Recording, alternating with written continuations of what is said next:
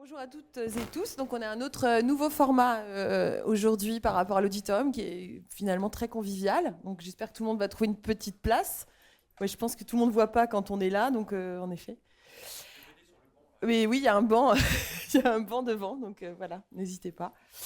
Je suis ravie d'introduire la première conférence de la matinée et ravie d'accueillir Guillaume de Umparel d'Architectes. On va enchaîner deux conférences qui sont assez importantes, hein, des architectes catalans qui viennent d'Olot, et on aura le professeur Philippe Clergeau, qui est un grand écologue, qui enchaînera la conférence suivante ce matin. Donc on a plutôt un format de conférence ce matin, et on retrouvera un format de séquence cet après-midi, et avec une conférence conclusive de Catherine Larère en fin de journée, qui a eu nous a accompagnés depuis hier matin. Et donc voilà, merci beaucoup pour ça. Juste peut-être pour introduire, moi je voulais vous dire que je me souviens, en fait, je me souviens d'un automne 2023 où j'ai rencontré Guillaume et Édouard avec nos étudiants. Donc on a beaucoup d'étudiants de l'école d'architecture de Nantes qui sont là aujourd'hui, et notamment parce qu'avec mes collègues Marie, Camille, Victor, on coordonne un atelier qui s'appelle Architecture et paysage de l'hospitalité.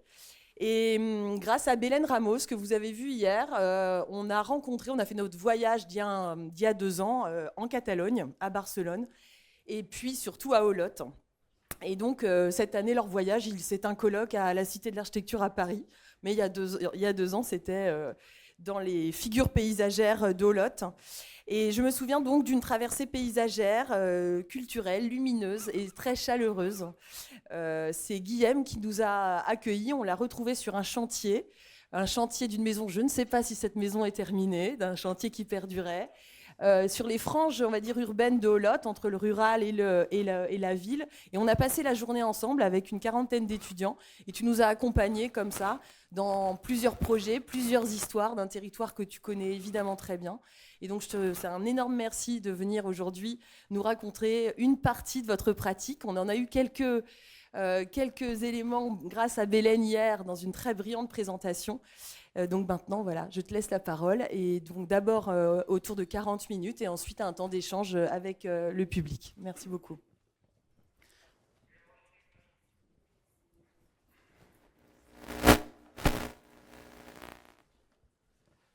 Bon, d'entrée, merci aussi Maël pour nous avoir invités à la Cité, pouvoir participer au colloque, montrer notre travail. Je vais essayer de parler en français, c'est ma langue maternelle, mais euh, c'est- on parle à la maison, c'est un lexique qui n'est pas très enrichi. Alors, mais je vais essayer de trouver les mots. D'accord, c'est la deuxième fois que je réalise une conférence en français. On va essayer quand même. Derrière les rideaux, on travaille ensemble avec Edouard. Je ne l'ai pas dit, c'est une agence toute petite, très enracinée à Olot, c'est notre ville. On y travaille depuis qu'on a terminé nos études en 2003. On a étudié à Barcelone, Édouard à Sant Cugat et moi à Barcelone. Et du coup, on s'est trouvés ensemble, on partageait des amitiés aussi, on était amis. On partageait des amitiés, on partageait l'amitié, on partageait aussi des inquiétudes. Derrière les rideaux, ça parle un petit peu de toutes ces inquiétudes, ça parle de la ville. Et au fur et à mesure qu'on a travaillé, on s'est retrouvé qu'on voulait faire de l'architecture, mais l'architecture, ce n'était pas tout simplement construire avec de la rigueur, construire pour avoir un programme bien développé, c'était quelque chose de plus, c'était quelque chose émotionnel, quelque chose qui était lié à la ville, aux villes, aux gens, à la communauté. Alors les rideaux, c'est cet élément, c'est la fenêtre, c'est le contact entre l'intérieur et l'extérieur, c'est cette liaison. Cette liaison que on aime aussi parfois collectionner des cartes postales.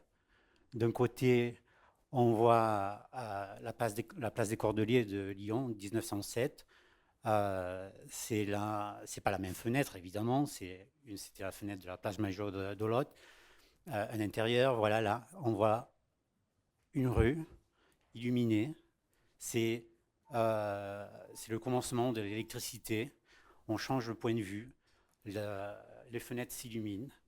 Les fenêtres construisent, au fait, le paysage urbain nocturne. De l'autre côté, on va en rez-de-chaussée, c'est une place, Avance, 1957.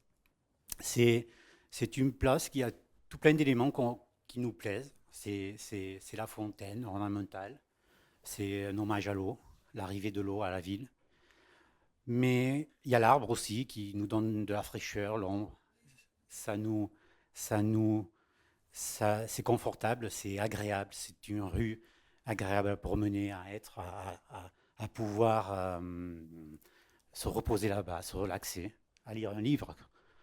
Mais aussi, il y a un détail qui nous plaît beaucoup, c'est la fenêtre au rez-de-chaussée. C'est l'élément qui est le plus en contact entre l'intérieur, la partie la plus privée des bâtiments, là où c'est la partie intime, avec la place publique, là où on a la partie de la communauté, là où on échange, où l'on partage.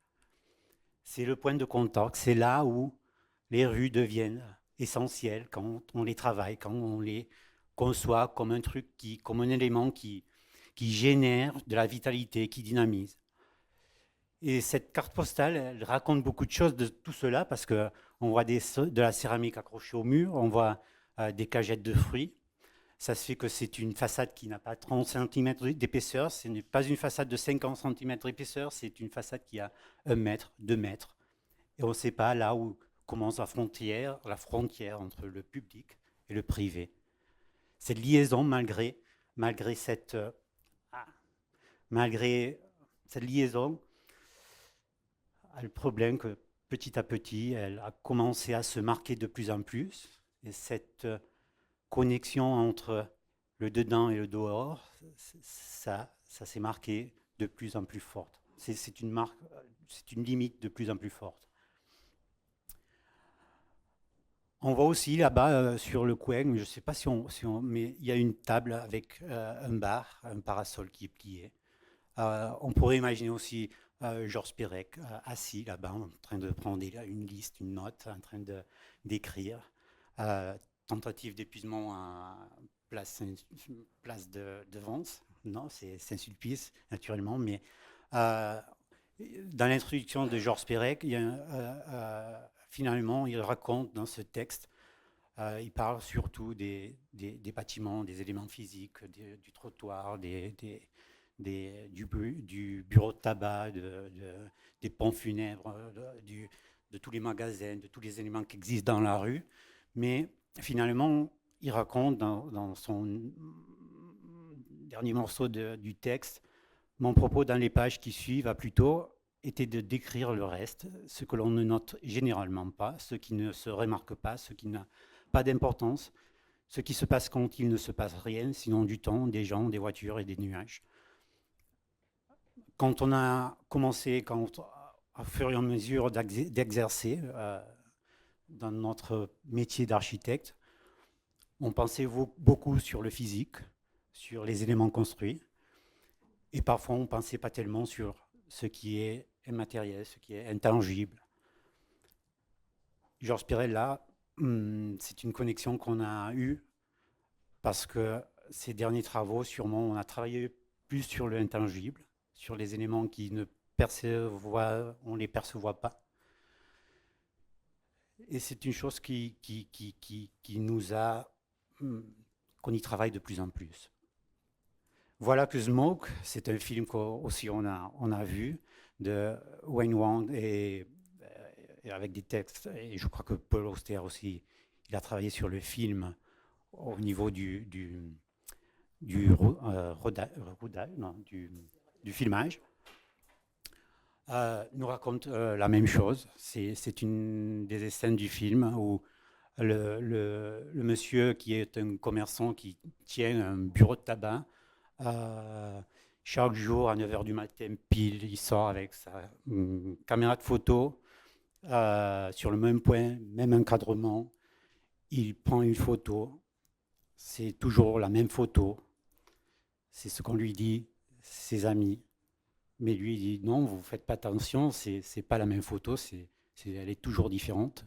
Il y a toujours des gens différents, il y a de la fumée, il y a des nuages, il y a du soleil, il y a des voitures, il y a le bus 47, le bus 91. C'est toujours différent. Vous ne faites pas attention, c'est pas vrai. Et c'est ça, l'urbain, c'est au fait, nous, on établit les règles du jeu, mais et au fait, ça passe aussi avec l'architecture. Mais après, dedans, c'est un jeu qui se déroule. Ce n'est pas une photo fixe, c'est quelque chose de vivant.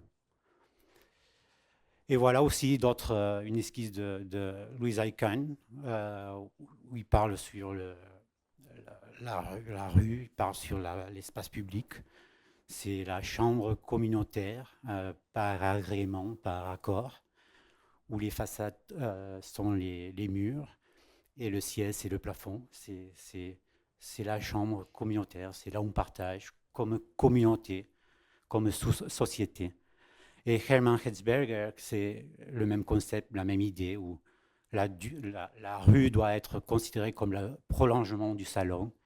C'est là où il faut donner les règles pour que les gens puissent occuper la rue sans avoir à prendre les interstices, dans ce cas entre deux voitures.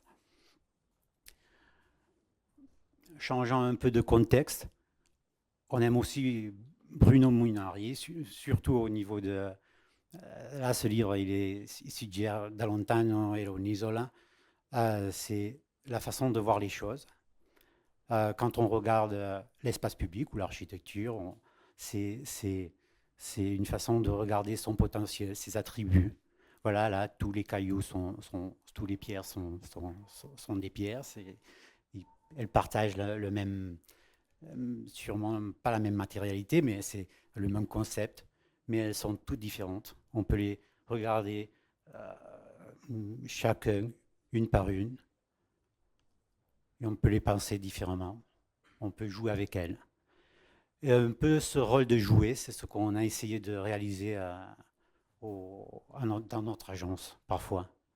Essayer de jouer avec les éléments, ne pas d'en créer de nouveaux, essayer de jouer avec tout ce qui existe, replacer, rejouer, réinterpréter les matériaux, l'espace, les éléments. Voilà. Alors tout l'autre, je ne sais pas comment on va au niveau du temps. Bon, ça va. Alors tout l'autre, grotte, fontaine urbaine, frontale, Cansau, Place del Carme et Place Major. Il y a deux grands groupes. Un groupe, c'est le groupe d'éphémères et les groupes d'intervention dans l'espace public. Là, c'est notre contexte. C'est 19e siècle. Il y a une famille assez importante à Olot qui a voyagé en France, a découvert les peintres, l'école de Barbizon surtout.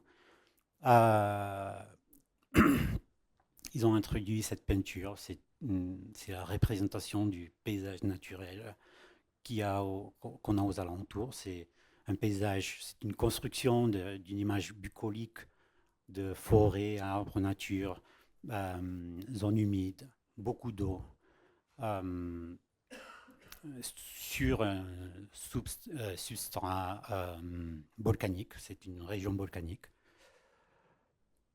Une construction qui s'est établie aussi grâce à l'école de Beaux-Arts qui existe depuis plus de 200 ans, créée en XVIIIe siècle, pour générer d'un côté des ouvriers pour travailler dans les usines textiles, pour estamper des motifs décoratifs, un textile qui s'appelait des Indiennes.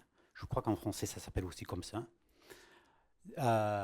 Et aussi après, au fur et à mesure que cette économie s'est développée au niveau industriel, l'école de Beaux-Arts a généré d'autres cours artistiques, artisanaux, au niveau des moulages. Alors ça se fait qu'on a travaillé les tissus, on a travaillé l'estampation, on a travaillé sur le camp de la sculpture, des images religieuses. En fait, c'était une grande industrie religieuse qui travaillait avec de la pâte en bois. C'était une invention créée là-bas,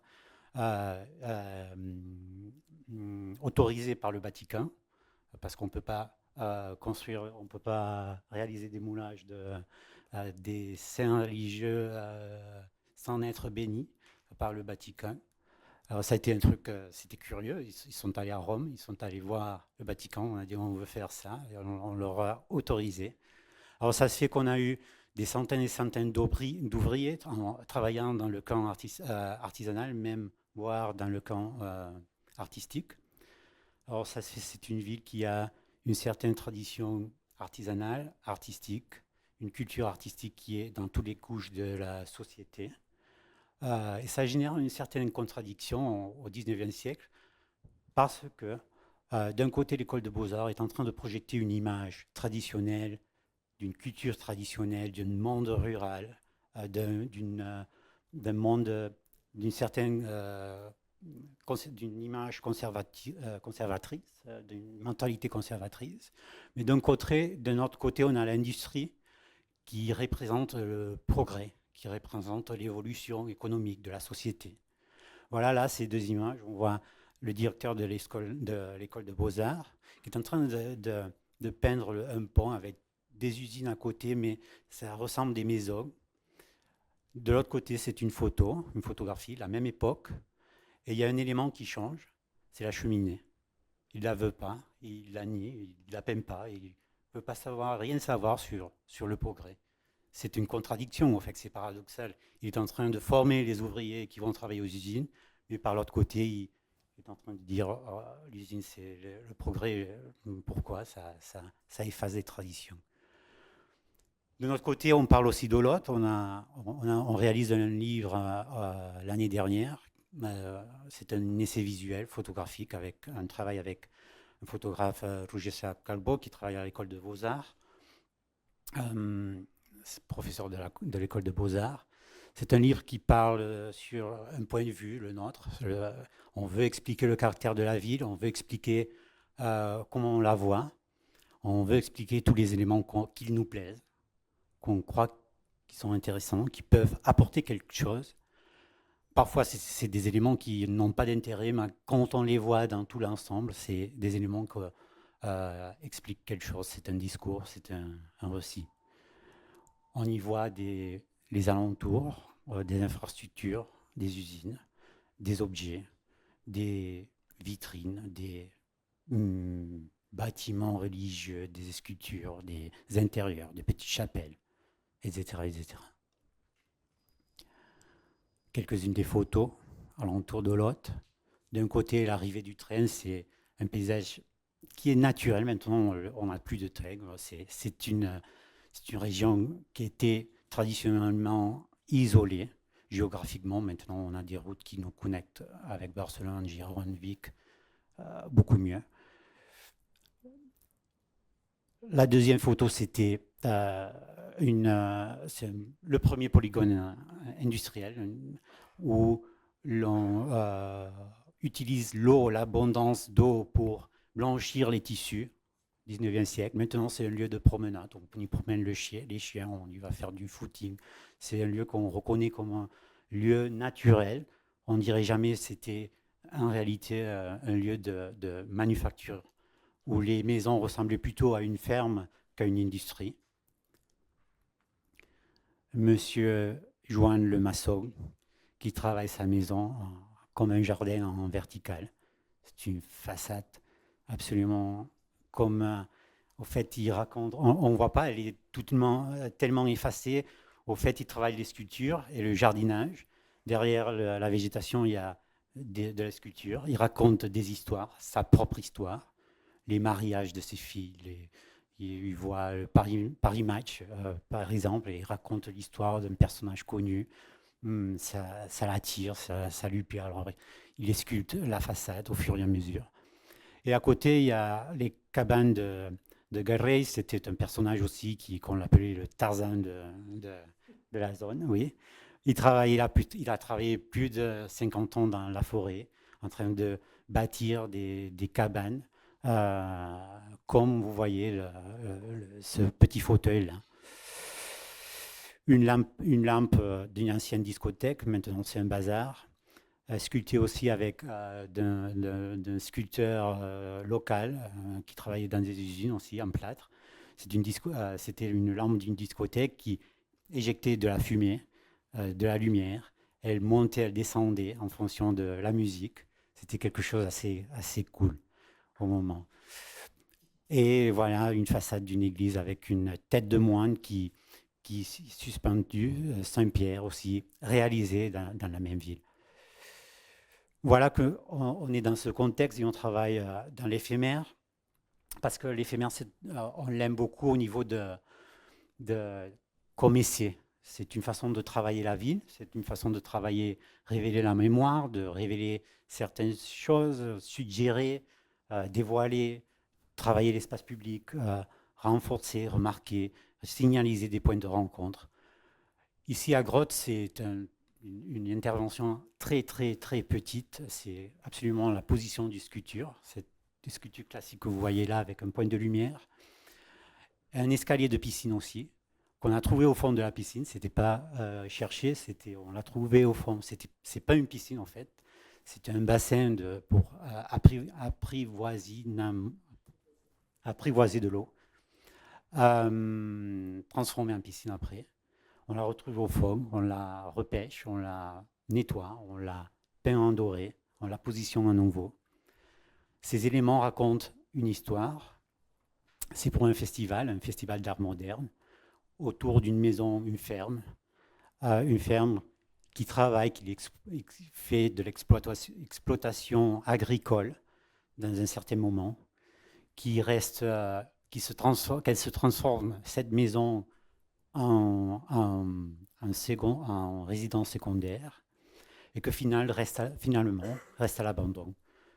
On retrouve ce bassin, c'est un bassin qui explique toute cette histoire, ces trois vies, l'eau, l'escalier, la végétation qui a occupé tout ce bassin, qui construit comme une espèce de grotte. Et finalement, nous, on lui veut donner une projection, on l'interprète, on parle de la symbologie, on parle de ses vies, on parle de la mémoire, et on lui donne une sculpture au milieu du bassin d'eau, signalisant, transformant, métamorphosant ce lieu en un jardin romantique. Fontade, c'est un autre projet éphémère pour un autre festival. C'est le festival Lumière, c'est Luergne, c'est comme à Lyon ou ici à Paris.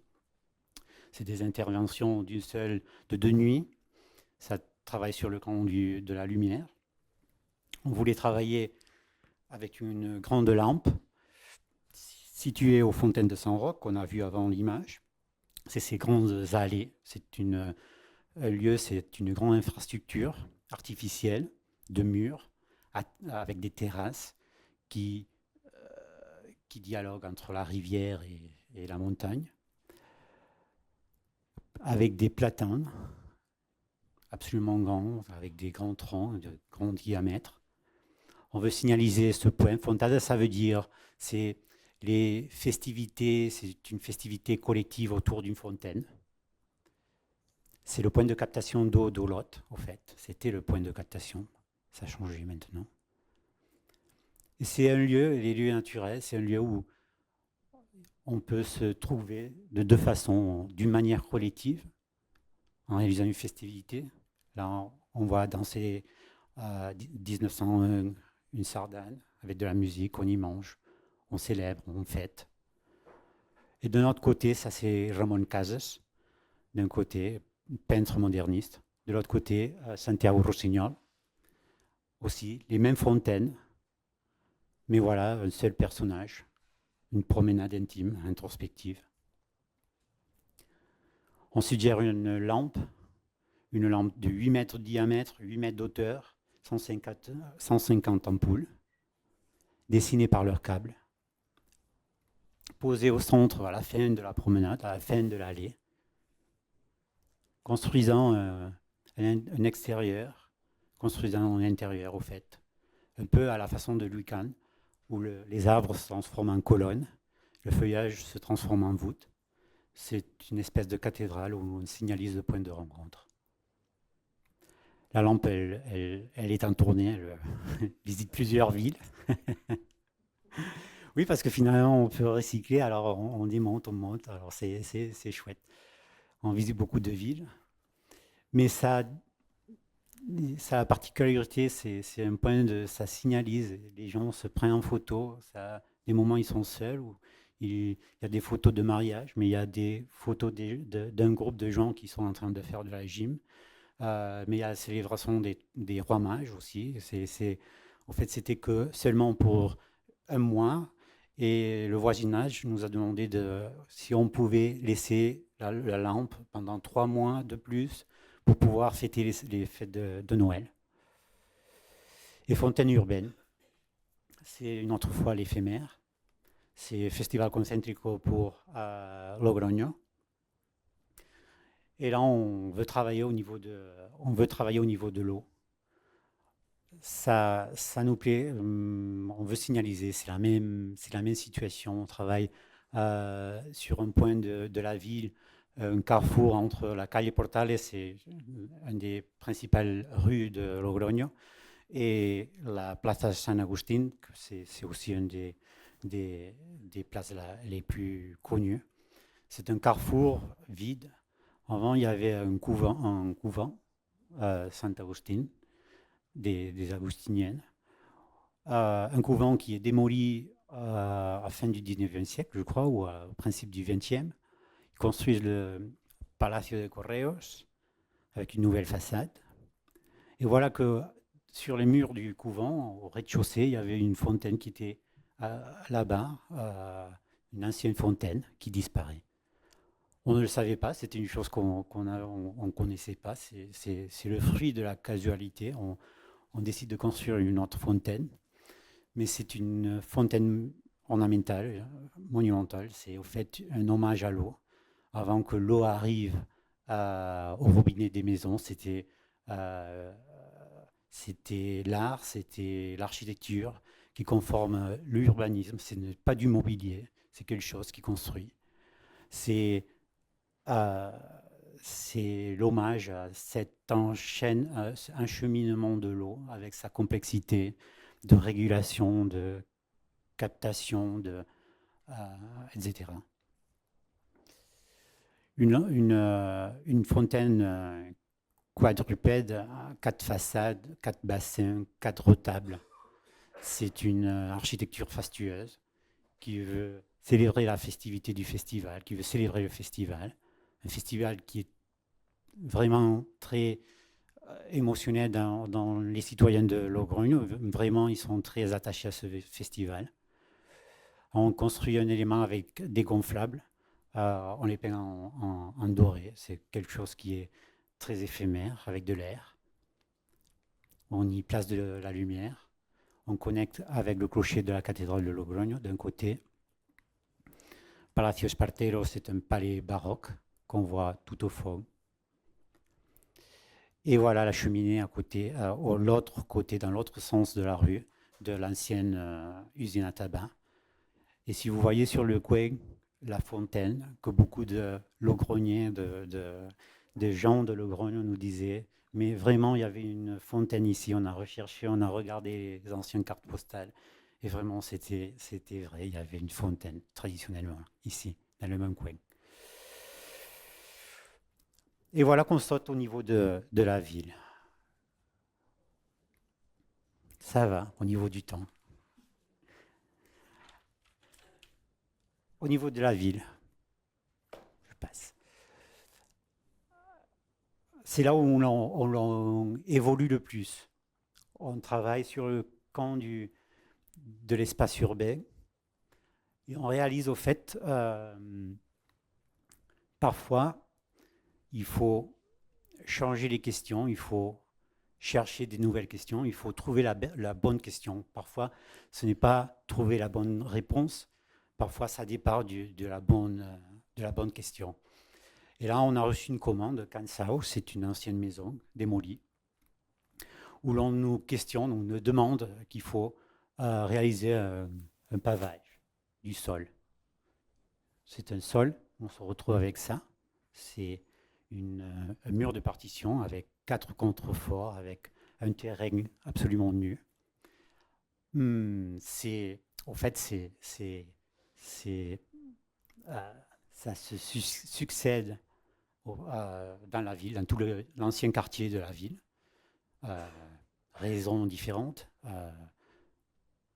situations, ce sont les mêmes. La particularité de ce terrain, c'est qu'on se trouve à côté d'un sanctuaire, c'est le sanctuaire de la Belge d'Altura. C'est un sanctuaire religieux. C'est là où, en fait, c'est la patronne de la ville.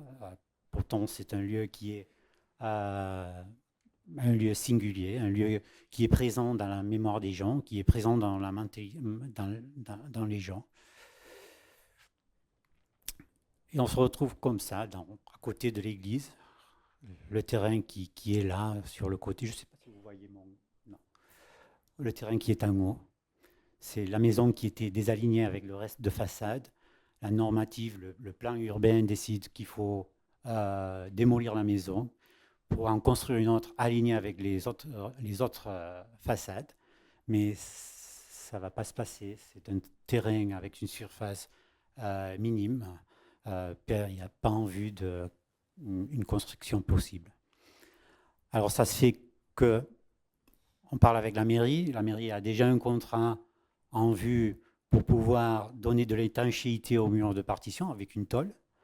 On nous demande de réaliser seulement les pavés. On dit ça ne nous intéresse pas.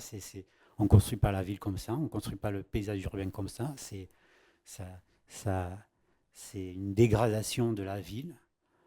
Alors il faut changer la question, il faut parler sur les murs, il faut parler sur les façades, il faut parler sur le paysage urbain, il ne faut pas parler sur le sol. On va aller en arrière, on va faire un pas en arrière, on va réavancer, 2 pas en avant. On annule le contrat. Le sol n'est pas important dans ce cas. On fait un sol le plus économique possible. On va construire une nouvelle façade. On ne sait pas ce que c'est, tout à fait. Je crois que c'est bon. Toujours, il faut avoir toujours un sens quand on projette. Ben là, non, on construit un volume qui colmate les 3 contreforts, les 4 contreforts. On construit 3 voûtes. Et en même temps, il y a un artiste que Ben a expliqué hier, Kim Domen, comme on se connaît, tout le monde se connaît là-bas. Il dit, j'étais au gym, on a parlé sur le projet, j'ai des trucs à vous dire, on pourrait travailler ensemble, pourquoi pas. On travaille ensemble, on additionne, c'est des choses qu'on ajoute. Il nous parle sur la façade, sur la mémoire de l'ancienne maison, avec les murs, où il y a le carrelage encore, où il y a les robinets accrochés sur le mur, on peut les voir, où il y a le profil de l'escalier qui se remarque. On laisse la façade un peu vide, poreuse. On laisse des niches, on raconte la vie, les noms. On raconte les noms des anciens ateliers, des anciens commerces, des anciennes maisons. On raconte la vie d'un artiste voisin qui était très connu à la ville en 19e siècle. C'était un artiste polyfacétique qui travaillait très bien au niveau moderniste. Kim suggère aussi travailler avec des vitraux, avec des motifs qui existent, du mosaïque dans les entrées de certaines maisons, mais aussi avec les estampes, les motifs décoratifs des Indiennes, qui rappellent aussi cette tradition de l'école de beaux-arts. C'est un hommage, en fait, c'est une réverbération de ce qui se succède dans tout le quartier. On place un gradin avec des pierres qu'on récupère d'une démolition d'une promenade qu'ils sont en train de réaliser. Et on construit une nouvelle façade.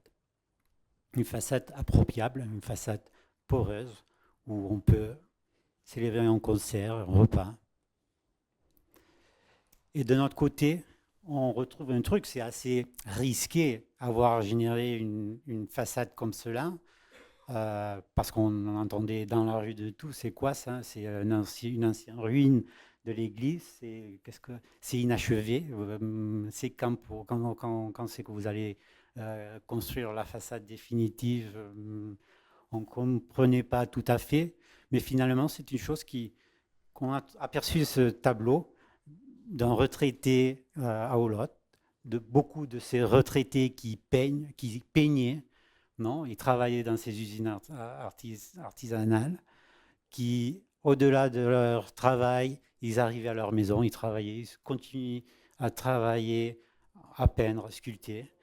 Alors, monsieur, que normalement il peint ses paysages d'Olot avec les forêts traditionnellement, etc., etc., il décide qu'il va peindre euh, Kansao. C'est une chose que ça nous touche, ça veut dire que ça commence à être un lieu de la mémoire, comme explique Pierre Nora, historien. Un lieu de la mémoire, ça veut dire que c'est un lieu qu'on commence à partager entre tous les citoyens. C'est un nouveau lieu de la mémoire. Et voilà qu'aussi, on ne parle pas non seulement de peintre traditionnel, on parle de quelqu'un adolescence où elle fait comme une posture comme ça, comme si c'était une pochette de CD, elle se couronne avec un sao, une trame derrière, un photomontage. C'est assez cool pour nous, ça nous fait plaisir. Alors ça travaille la mémoire, mais là aussi on a travaillé aussi avec les voisins. Et ce travail avec les voisins, c'est un travail que ça départ d'un processus que je n'ai pas expliqué, c'est le processus du plan général des places et des petites places de la ville, un plan qui se développe, qui développe une agence à Madrid et qui suggère que les places ont la capacité de pouvoir dynamiser les quartiers, revitaliser les quartiers. Notre quartier à nous, cet ancien quartier, c'est la vieille ville d'Olot. C'est une ville comme beaucoup d'autres villes, petits commerces qui ferment, maisons inhabitées pour question de inhabilité, inhabitabilité. Voilà, nous, ça nous préoccupe, c'est notre ville à nous aussi, c'est la société. On veut, on veut donner un petit, on veut aider nous aussi en faisant notre travail. Bon dia Carme, bonjour Carme, c'est une façon de dire on recommence la journée, on va y aller, on va y travailler. C'est une place aussi dans l'ancien quartier, une place qui est un exemple de tout ce qui s'est en train de se passer. C'est cette façon de changer les habitudes d'acheter. Le petit commerce disparaît. Beaucoup de locales sont fermés, les grilles fermées. La nuit, il n'y a pas de lumière, il n'y a pas de contact avec les commerçants, avec le voisinage. Il faut revitaliser. Alors, une autre fois, on change la question. On décide de dire mairie, on ne va pas travailler sur le niveau du sol, on ne va pas changer le mobilier, on ne va pas changer les lampadaires. Désolé, ce n'est pas le but de notre travail. Le but du travail, c'est de régénérer le tissu urbain, de régénérer de la vie. Alors, ce qu'on va faire, c'est travailler sur le niveau les limites, parce que l'espace urbain, ce n'est pas uniquement la surface entre les limites, sinon c'est la surface entre les limites, et c'est ce qui se succède dans l'intérieur de ces limites. Alors, on travaille sur le plan des rez-de-chaussée, et c'est un travail de téléphone. On appelle. On sait qu'il y a quelqu'un qui est en train de chercher un local pour pouvoir s'établir, qui veut se risquer à avoir un commerce. Alors, écoutez, on a tout plein de locales dans cette place. Venez voir, on vous montre. On fait un peu comme des agents immobiliers. On les accompagne. On destine la grande partie du budget à travailler sur les menuiseries, sur les enseignes commerciales, on travaille sur la lumière, on travaille sur beaucoup de choses que parfois sont intangibles, mais que ça change beaucoup l'atmosphère de la rue. Là, vous voyez deux images. C'est la première à droite. Vous voyez en 2021, avant de commencer le projet. À la fin de 2021, en décembre, on a réussi à ouvrir plus de 1000 mètres carrés de surface commerciale et 120 mètres de vitrines qui donnent directement dans la rue. On travaille à travers, utilisant un inventaire où l'on catalogue en façon pérenne. Voilà, il y a 6 lampadaires, il y a voilà combien d'arbres, ces espèces-là, il y a ces vitrines, il y a ces menuiseries, il y a en inventaire. On va travailler avec tous ces éléments. Ça va confectionner une atmosphère, ça va changer la rue. Point de vue de l'AXO, je n'ai pas dit, c'est un projet aussi qu'on travaille au niveau de voisins, commerçants, propriétaires, église et école de beaux-arts. C'est ce bâtiment que vous voyez là, peint en rouge. Alors on travaille sur les limites, on travaille sur les vitrines, on travaille aussi en reconnectant, on travaille, c'est un projet relationnel en même temps. On connecte les différents commerçants, on les présente. Les façades avant l'intervention, locaux qui sont ou bien cachés, on ne voit pas l'activité qui se déroule dedans. Il y a des étagères, on ne voit absolument rien dedans. Locaux qui sont vides, ils n'ont jamais eu d'activité. Et un local là, c'est une ancienne usine très connue. C'était une très belle usine avec un très beau bar qu'au fur et à mesure, avec les changements des propriétaires, s'est dégradé. Et on a intervenu avec tous eux, on leur a expliqué, on leur a commenté. C'est une question de responsabilité, c'est une question de penser on est part de la rue.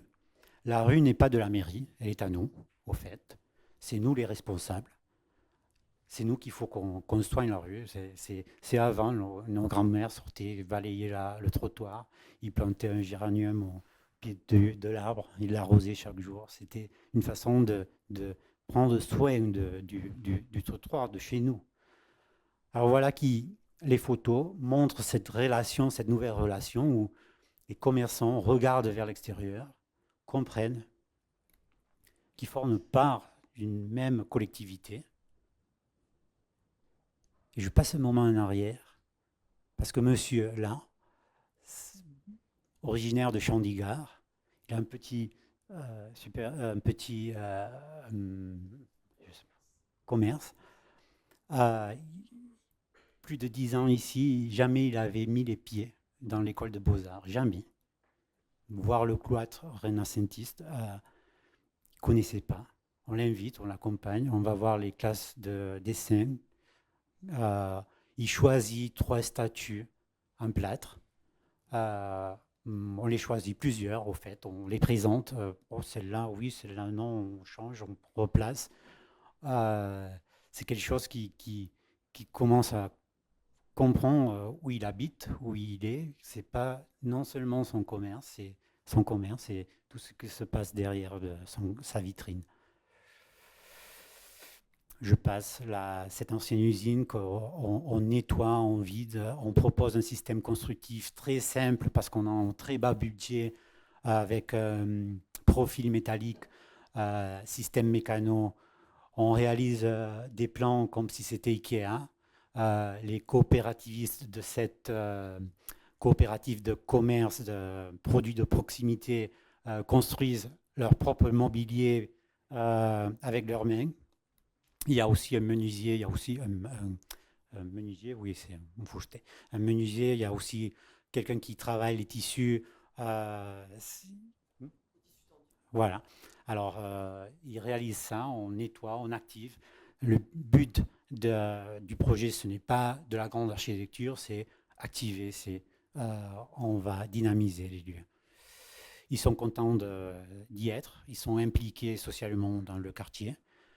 On ouvre, on regarde l'école de Beaux-Arts. L'école de Beaux-Arts est enfermée aussi, n'est pas perméable, on ne la voit pas.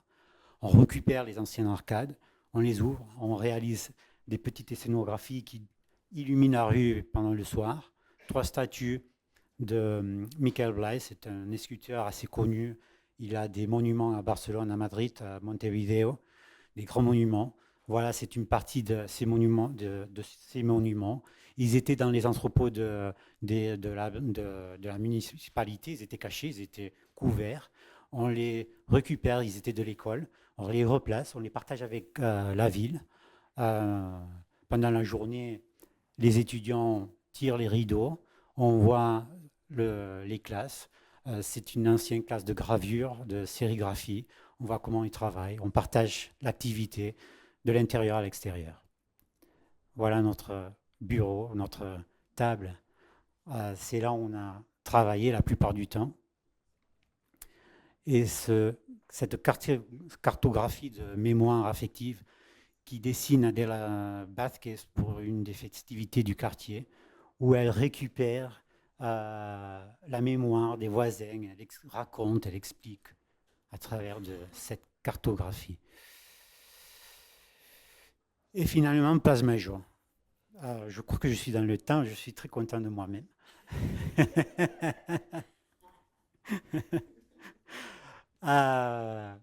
Place Major, c'est pas le dernier projet, c'est même pas terminé. Au fait, vous allez comprendre pourquoi. Parce que ce n'est pas une question épidermique. On travaille sur les surfaces à nouveau, mais ce n'est pas les surfaces ce qui nous intéresse, c'est l'intérieur de ces surfaces. On visite toutes les maisons, il y en a plus de 75. On parle avec tous les voisins, avec tous les propriétaires, on parle avec les commerçants aussi. On leur explique. Notre but, c'est évidemment donner un aspect plus digne à la place Major, c'est le point symbolique de la ville. C'est là où la communauté se retrouvait. Maintenant, il y a quelqu'un des commerçants, c'est un pâtissier qui est assez, qui aime être assez contundent. Il dit c'est pas la place majeure, c'est la place mineure. Personne vient ici, plus personne. Alors, on leur raconte, nous, on va donner de la dignité aux façades, on va récupérer les couleurs, on va faire une étude historique, on va regarder des anciennes photos, des motifs décoratifs, on va proposer des nouvelles couleurs, des nouveaux motifs, on va peindre les façades, on va les restaurer, on va regarder les pathologies, on va réhabiliter les balcons, les corniches, les balustrades, etc. Ça va donner de la vie, oui, d'accord, de la couleur. On va enlever tous les antennes. Vous verrez, il y a les réseaux, encore le réseau électrique qu'on va souterrer. On est en train de souterrer tout juste maintenant. On va enlever les clims, on va enlever tous les éléments qui sont en train de... C'est du bruit c'est du bruit métaphorique dans le bruit visuel. Mais notre but, au fait, c'est dans ce parc immobilier de 75 logements, il y a un tiers de ces logements qui est vide, qu'on n'y habite pas. On n'y habite pas pour des raisons de salubrité. Qu'est-ce qu'on va faire? On va travailler le temps. C'est un autre élément essentiel des villes, de l'urbanisme. On départ avec une réglementation où on travaille sur le compte des subventions. La mairie va destiner plus de 90% du budget aux subventions. Les communautés de voisins vont s'accueillir aux subventions pour peindre, réhabiliter, restaurer, mais à une condition. Dans la période de 4 ans, il va falloir réformer l'intérieur de vos logements. La plupart des voisins s'y attachent. Alors, on n'a pas fini. On a fini une partie. Là, dans cette période de 4 ans, il faut être au-dessus de ces gens pour demander, ils sont obligés au fait, à reformer pour pouvoir après réhabiter le 100% des logements. Voilà les 24 locaux, les 37 chambres qui sont en train de partager la même place, le même salon, 36 balcons, 3 oriels, l'étude des couleurs, des façades, l'étude aussi des enseignes commerciales. On travaille aussi avec les commerçants. On change la menuiserie, on change les enseignes, on change l'illumination, les estores. On réhabilite, on peint. Et les voisins dans leur maison qui sont en train de se regarder les uns les autres, qu'on visite. Et voilà, celui-là, c'est le dernier projet. Je ne le raconte pas. Hier, Vélin l'a déjà raconté très, très bien. Jardin de la Moulaille, c'est le Jardin des Remparts. C'est un projet de réhabilitation de matériaux, d'un côté, mais aussi de réparation de matériaux, réparation de liens entre les gens. De plus en plus, les projets ont pris un caractère social, un caractère communautaire. On travaille avec la collectivité, on a travaillé avec tout le voisinage, non uniquement avec les gens qui ont vécu traditionnellement dans le quartier, sinon aussi avec les nouveaux venus à vivre dans le quartier. On les a invités tous, ils ont célébré comme si c'était un baptême des lieux, une nouvelle façon, une nouvelle vie, une deuxième vie pour un espace qui était assez mal mis, assez dégradé. Merci beaucoup. Voilà.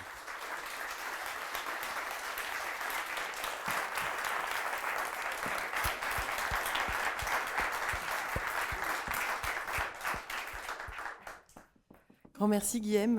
Je pense qu'il y aura sûrement des retours et des questions. Les quelques mots, et que je connaissais ton travail et la qualité de conteur aussi, de comment tu nous emmènes.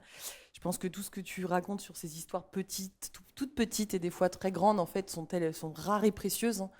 Aujourd'hui, peut-être trop rares en fait, et je te remercie grandement pour cette qualité de présentation. Alors, c'est le jeu des retours, des questions, de vos remarques. On a 10 petites minutes ensemble, donc profitez-en.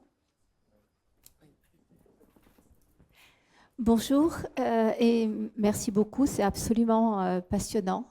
J'avoue que je ne connaissais pas votre travail, mais je vais régulièrement à Barcelone, à l'invitation de l'Institut français, et la prochaine fois, je vais m'empresser de prévenir la directrice de l'Institut français qu'il faut absolument qu'elle t'invite.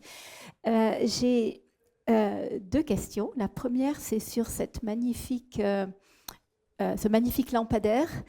J'ai vu qu'à un moment, il est au-dessus d'une plage. C'était tenu par une grue ou c'était... Oui. D'accord. Oui. Le premier projet, il était pensé absolument pour Olot, il était pensé pour les fontaines. Ils étaient accrochés des arbres. On protégeait le tronc de l'arbre avec des câbles. Et c'était assez spécial. Quand on place une grue, on essaye de ne pas la voir, on essaye de la cacher en regardant une position qui soit assez discrète. Oui. Merci. Et l'autre, c'est, tu as dit plusieurs fois, en particulier à la fin, on réhabilite, on peint. Mais qui c'est on? Évidemment, c'est pas nous. Parfois, c'est nous aussi. Parce que quand ça, on avait fini il y avait le budget qui était c'était un budget très bas aussi. Toujours, on joue avec le budget. Au fait, hier, je vais répondre à ta question, mais hier, on a parlé d'un truc. C'était que sur le disque, il y a une partie, il y a une certaine poésie avec les projets, ce travail avec la mémoire, etc., etc. Mais il y a aussi une question qui est calculatrice, numéro. C'est le premier qu'on fait. On prend le budget, on a mètre carré, surface. Qu'est-ce qu'on peut faire avec ça? C'est toujours la même question. Alors, c'est un truc qui est très... Ça nous aide beaucoup parce que finalement, c'est un exercice de synthèse. C'est quoi le primordial pour pouvoir changer avec le minimum d'intervention les lieux? C'est ça la question finalement. Alors, quand on dit on peint, oui, à Kansao, on s'est trouvé en train de peigner la façade en doré. On a pris la grue municipale, on leur a demandé comment ça marche. Alors, on est allé un vendredi après-midi, un samedi matin, peinture en main, pot, on peint. C'est nous qu'on l'a fait. Mais dans ce cas-là, non, c'est des industriels, c'est des peintres, oui. Oui, on les trouve encore, oui. Malgré tout, encore, il y en a qui ont cette capacité de pouvoir bien travailler les motifs décoratifs. Oui, oui, oui. Oui, merci beaucoup. J'ai trouvé ça incroyablement, comment dire, très puissant, parce que c'est comme si, enfin, en vous écoutant, je me disais, mais ce que la sphère marchande, ce que la banalisation des espaces, des rues piétonnes, enfin de toute cette normalisation comme ça fait à la ville, vous travaillez dans un autre référentiel que j'ai trouvé incroyablement rafraîchissant. C'est comme si s'instaurait d'autres rituels de faire communauté avec des petites choses, mais qui révèlent de la végétation, des éléments, une relation à l'art, et que tout ça, j'ai l'impression que dans l'espace de la ville tel qu'elle est aménagée par les aménageurs, ça n'existe plus. Enfin, on n'a plus de contact avec tout ça, et je trouvais ça incroyablement stimulant. Comment ces petits gestes-là, en fait, à la fois, ils sont dans l'éphémère, mais en même temps, ils ramènent dans une sorte de rituels un peu immémoriaux de ce qui fait communauté. Alors, c'est pas une question, mais c'est un peu une admiration de cette manière d'arriver enfin, comment dire, à nous déplacer sur une sorte de banalisation triste de l'espace public que fabrique la société marchande. Donc voilà, c'était plutôt une réflexion autour de ça. mais peut-être ça fait réagir. Non, mais je ne l'ai pas dit, mais c'est un réflexe de la façon de travailler, parce qu'au fait, oui, Edouard, moi, il y a Claudia et Sergi qui travaillent dans l'agence. Mais c'est une équipe qui est plus transversale. Il y a eu Beren aussi qui a documenté le projet, qui a été participe aussi finalement du projet. C'est de l'addition, c'est summatoire, on dit ça. Summatoire, c'est quelque chose qu'on ajoute. Mais il y a eu au Jardin de la Moulade, il y a eu Tomeo Borges qui habite ici à Paris. Il est chorégraphe, mais il est originaire de Lot. On l'a invité à travailler avec des gens, à générer une chorégraphie. Il disait, je ne vais pas leur faire danser parce que ça n'a pas de sens. Il y a des gens qui ne vont pas vouloir danser, mais on va générer des sons, une certaine façon de générer une danse collective, que ça va générer une sensation de partage. Il y a une équipe transversale avec Kim Domen qu'on travaille coude à coude beaucoup de fois parce que c'est quelqu'un qui est génial, on l'aime, c'est un ami. Mais on travaille aussi avec Pep de Sola Morales, c'est quelqu'un qui est urbaniste, on travaille aussi beaucoup avec lui.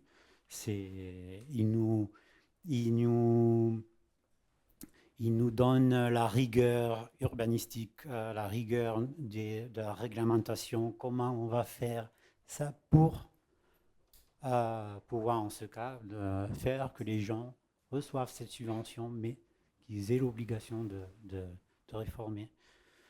Je crois qu'il y a une partie, évidemment, on travaille à Olot, c'est notre ville, on connaît les gens, on les voit dans la rue, on y discute, on y parle.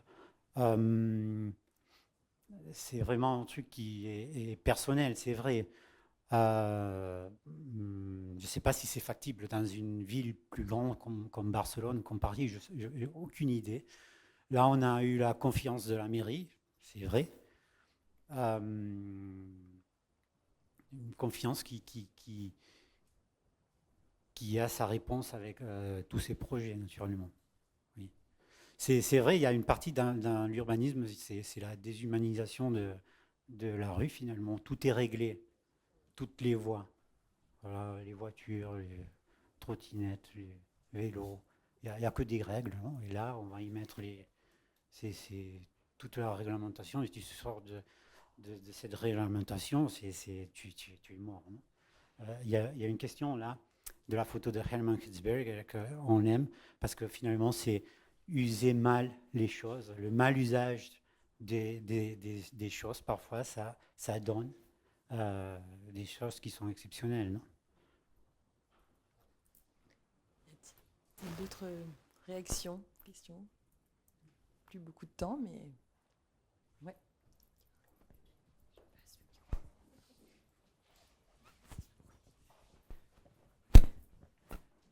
Merci beaucoup de votre intervention. Juste une question d'éclaircissement. Pourriez-vous revenir sur le diagnostic de la Plaza Mayor, où vous avez parlé de regarder les pathologies. Et donc c'est l'expression regarder les pathologies qui m'a interpellée, et d'autre part le rapport peut-être au travail sur la couleur qui a ou non une incidence, je ne sais pas. Merci. Regarder les pathologies, peut-être je me suis mal exprimé, c'est analyser les pathologies. On a étudié les pathologies, cas d'humidité, balcons qui étaient en mal état, pierres qui étaient mal mises, et structures métalliques oxydées. Voilà, c'est des pathologies qui répondent à la sécurité des lieux, tout simplement. C'est quelque chose de très objectif finalement. C'est une liste, on va façade par façade, on fait une étude, on regarde, il faut renforcer ce balcon, il faut enlever ces balustrades, il faut les restaurer, il faut une toile d'étanchéité pour certaines terrasses, il faut... On a fait tout simplement que ça, c'est absolument objectif. Au niveau de couleur, c'est vrai que on avait en 2011, on avait réalisé une étude, on avait commandé une étude de couleur à une agence de Barcelone qui s'appelle Cabinet de la couleur, Gabinete del Color. C'est une agence qui étudie les surfaces, les revêtements, il étudie à profondeur, il prend des échantillons, les analyse au laboratoire, il regarde leur composition, et ils étudient les anciens pigments. Et à partir de ces études, ils établissent une carte de couleur. Même on les avait interviewés à La Vanguardia, c'est un journal en Catalogne. Il expliquait que particulièrement au Lot, c'était la couleur du Lot, c'était le noir, c'était le foncé. Parce qu'on a une particularité que les maçons, traditionnellement, prenaient de l'arène volcanique, il l'a pilé, et il l'a mélangé avec du mortier. Alors ça donnait une espèce de puzzolane, une espèce de mortier avec une résistance majeure. Mais tous ces petits grains d'arène volcanique, ça donne une texture assez foncée des surfaces. Une surface quoi, normalement on peignait la peinture. Alors toutes ces couleurs que vous trouvez ici, c'est des couleurs anciennes, la plupart. On a intégré aussi sur le plan de couleur de la place majeure des maisons qu'un artiste avait peintes en 1980-1990. On a cru que c'était important de pouvoir maintenir ces peintures. C'était peintures des couleurs qu'on croyait qu'elles étaient intéressantes. En plus, c'était quelqu'un qui était très, très, très aimé dans la société d'Olot.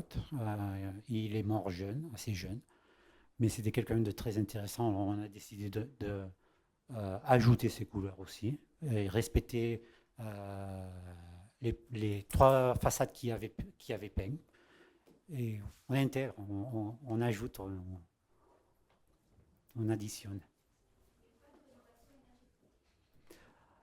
Pas de rénovation énergétique. On n'est pas rentré dans ce terrain parce que maintenant il y a un plan directeur à nouveau sur l'ancien quartier. Ça se fait qu'il y a beaucoup de travaux qui se sont paralysés. Et pour l'instant, ça reste dans un second plan, oui. Ça reste dans le plan de travail, oui. Oui.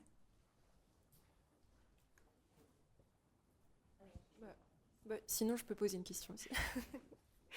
Merci pour votre présentation. Ça résonne pas mal avec, je pense, l'engagement qu'on porte à Vierzon, dont on parlera cet après-midi.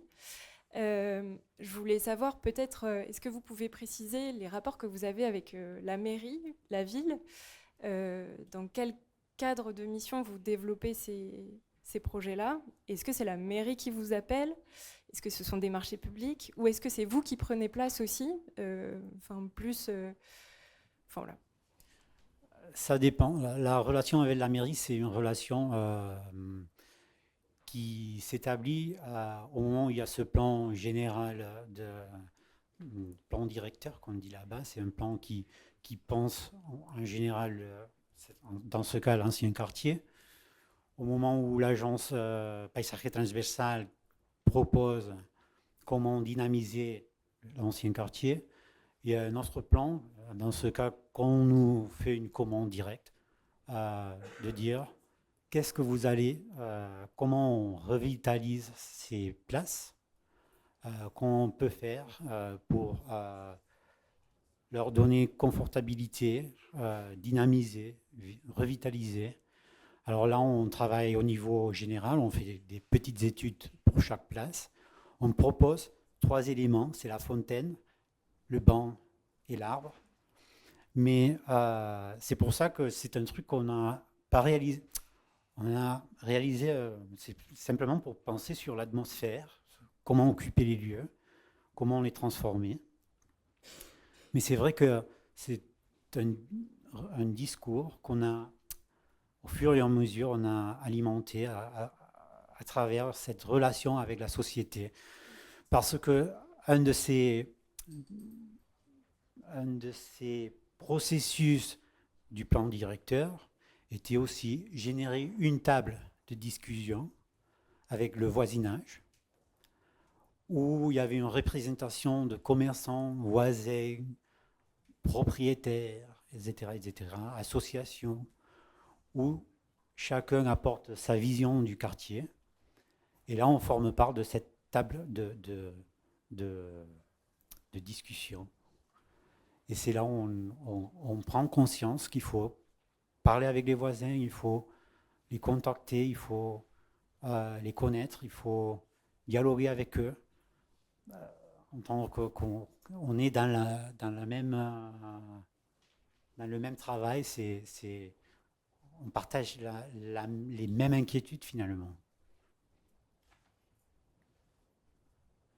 À tel point que les voisins du Bon Dia Carme, ils nous appellent parfois. Il y a une fuite d'eau dans la rue du système d'arrosage des arbres. Et on dit, mais on n'est pas la brigade municipale, nous, on va informer tout ça, mais merci, on y est. Mais il y a une relation assez étroite, oui.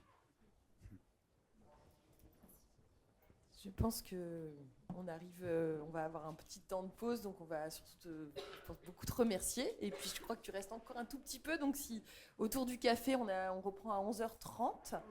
Donc tu peux un petit café si vous le souhaitez et continuer la discussion avec toi, Guillaume. On n'a pas trop envie de te laisser partir parce que voilà, ça apporte beaucoup de choses. Et puis il y a aussi ce que je peux souligner aussi, c'est qu'il y a plein d'autres projets que tu montres pas. Ce n'est qu'un choix parmi beaucoup de choses. Voilà, donc je vous engage à peut-être pas à le sursolliciter, mais à discuter. Voilà. Merci beaucoup pour votre écoute. Merci.